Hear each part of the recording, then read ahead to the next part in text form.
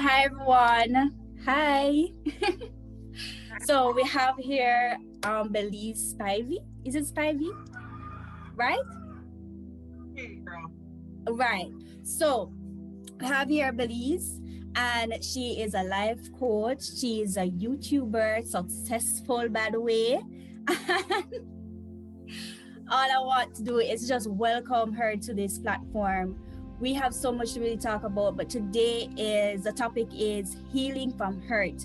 So women, them always say that we are very emotional and stuff, but I think this topic is so important in today's world, in today's era. So let's get right into it. So the first thing we want to ask though is, can you let us know more about you? Tell us everything about Jana.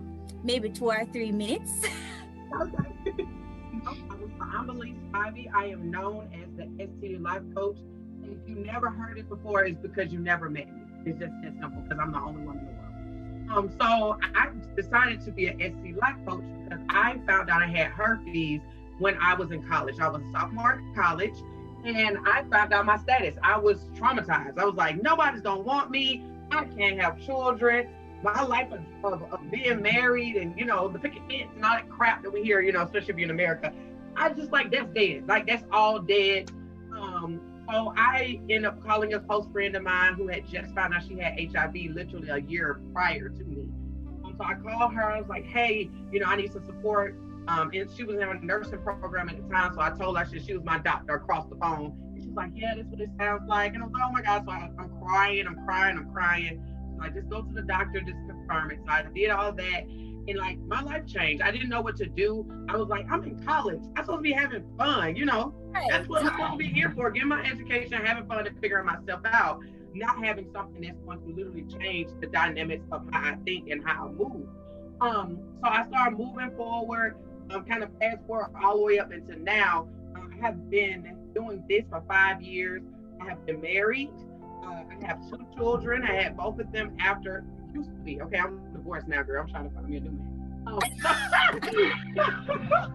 To be honest, I don't date it. I have had a sex life, and I mean, girl, listen, vaginal, genital, like oral, anal, everything, girl. I did it all. Okay, so I'm keeping it real.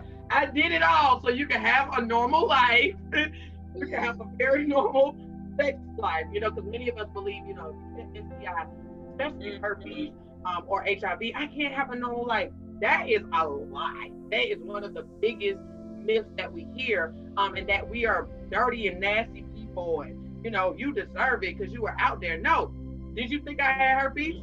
No. And it was even a thought in your mind that I was gonna open my mouth and say that, you're probably like, oh, her mama got HIV, or that's the first thing you probably thought, which most people do, but that's not the case. I went from my own personal experience, and then I came out because I didn't see it on any other Black girls.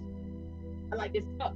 They're saying we're number one, but it's nobody look like us. Now I love my Caucasian sisters. They have supported me. They have helped me where I am today. I'm not gonna knock them, but that's not enough for us when we need somebody who represents us and also understand our culture. Even though you ladies are in Jamaica, I still get you. I still get you in a sense. And that's what I wanted to be. I wanted to be a face for us, so we understand that our life can go on, and we finally can see somebody they look like them. So that's what I do. Wow. Perfect.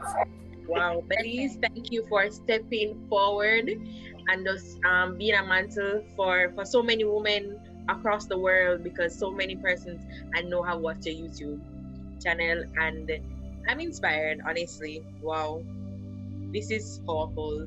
So based on what you have went through and you're going through right now, what is your perspective of healing in terms of it's your business.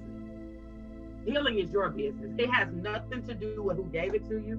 It has everything to do with how you're going to move forward. For me, it took a long time. And I think because herpes was the icing on the cake. It was the icing on the cake with everything I had dealt with: low self-esteem, being molested, had incest. I had so much stuff going on that herpes was just like, it just like took me down, because I was like, something else. God darn it. Like, I'm trying to act like none of that stuff happened to me and I'm going to live normal. And then this happened. I was like, I can't live normal no more. Like, I can't keep hiding. So I got to a place where I was like, you know what? I'm not going to, and I verbally said it, I'm not going to let this control me. This cannot control me. And you know, one thing I would tell anybody, the first step is realize there's nobody else's business with yours. Number two, verbally out of your mouth or write it down, one or the other, that you're not going to let it control you. And I think when you get to those two things, now your mind can start saying, okay, we got something to agree upon. If you never verbally say it or you never write it down, your mind is like, okay, that sounds great, but these other thoughts saying that you crap and that you ain't never gonna have nobody and nobody loves you and it's your fault and all that stuff like that, because that's stuff that we hear in any situation. It could be having a child, it could be in a certain relationship. People will make it seem like it's all your fault. And it's like, I'm in a room by myself. So I mean, what you mean it wasn't all my fault? But most importantly, it's I had to understand that I had to do the work. And the work took me some time because I had to go find Jesus. I didn't realize, I was like, look, I got to rededicate my life because I'm losing it. I was losing my bubbles. I was really losing it. So I rededicated my life to Christ. I had already been saved, but I was like, I got to rededicate. Like I've been falling out the way, doing whatever I want to do. And now I need his help, but I have to get out of my own way. I have to get out of what I've done to myself to accept the love that he has for me. So I started back, you know, one of the girls on campus, she was doing a Bible study and she kept asking me, Belize, you should come. By then I had already been pregnant. I found out herpes and literally had a baby the next year. So I had herpes and a baby, y'all. Wow. And wow. Okay. Hurt on top of hurt on top of hurt. Okay. I was dealing with it. So she asked me like 3 or 4 times, like, do you want to come straight? I'm like, God don't gonna love me. He don't want to have nothing to do with me. You know, all of this is punishment for my actions to want to have sex. But I finally went and I rededicated my life, and I literally everything started to change. It wasn't perfect, and I don't want anybody to believe it was perfect. That's not. If you think being a Christian is easy, you're a fool. You foolish. Amen, sister. Judy, we're the ones getting started on these things. You don't want nobody to believe that. That's not true. It's hard being a Christian because it's so easy for the world to want you to be a certain way when we're learning.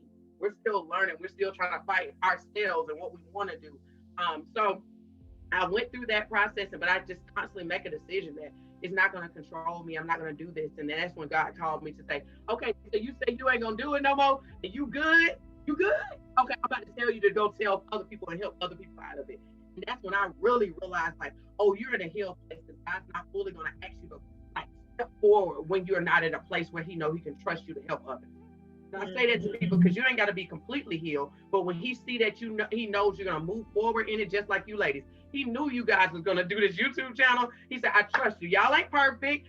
I got y'all personal lives. He said, I trust them, and they're going to do it. And that's what it happens. I was still healing. I got triggered a couple of times with clients. He said, it's okay. You don't really realize stuff is there until it's presented to you. And I moved forward, and I got to a place where I was like, I'm good. I'm not mad anymore. I'm not blaming myself like tremendously anymore. And not, when I mean blame, I'm not blaming myself like, oh my God, you're a horrible person. I got to a place like, at least you made decisions off a lack of knowledge.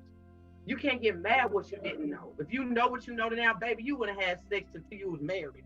Okay, you wouldn't have did half of what I did. But I lacked the knowledge. So what could I expect when I lack knowledge and I start dibbling in things that I don't understand and don't understand the consequences? Yeah, that. More I'm bothered, you know. Now what tears them and I'm like, I'm holding back the tears.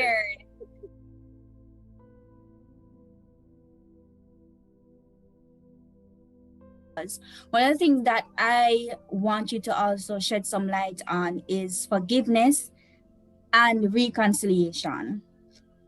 Ooh, okay.